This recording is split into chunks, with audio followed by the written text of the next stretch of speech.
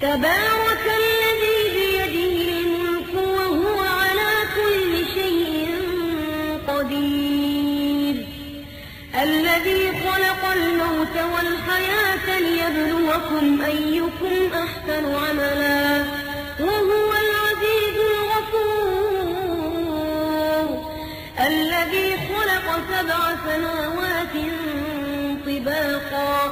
ما ترى في خلق الرحمن من تفاوت فارجع البصر هل ترى من فطور ثم ارجع البصر كرتين ينقلب إليك البصر خاسئا وهو حسير ولقد زينا السماء الدنيا بمصابيح وجعلناها رجوما للشياطين وأعتدنا لهم عذاب السعير وللذين كفروا بربهم عذاب جهنم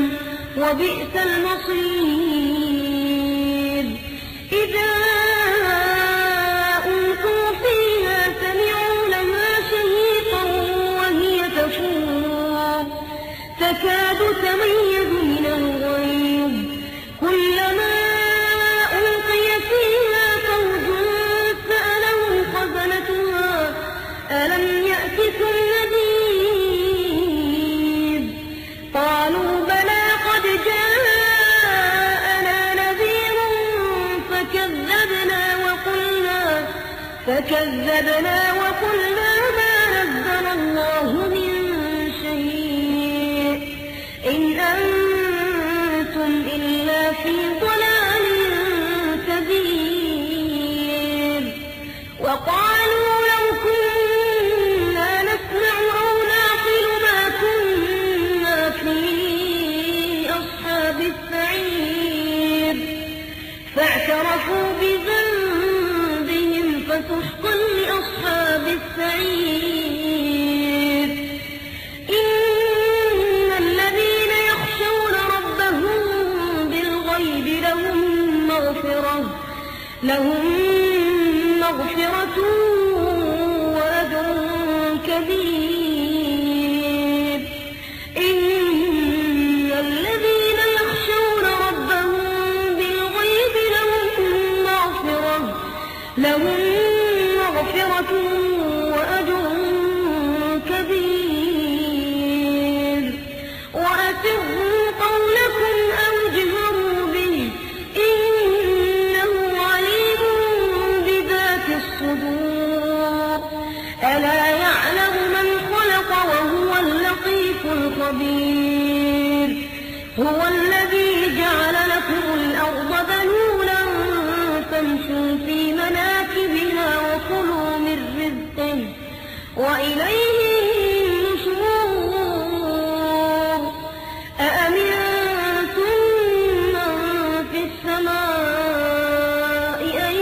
يخسف بكم الأرض فإذا هي تمور أم أمنتم من في السماء أن يرسل عليكم حاصبا فستعلمون كيف نذير ولقد كذب الذين من قبلهم فكيف كان نكير أولم يروا إلى الطير فوقهم صافات ويقبضن ما يمسكهن إلا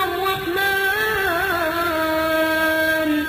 إنه بكل شيء بصير أمن هذا الذي هو جند لكم ينصركم من دون الرحمن إن الكافرون إلا في غرور أمن هذا الذي يرزقكم إن أمسك رزقه بل لجوا في عتو ونفور أفمن يمشي مكبا على وجهه أهدى أم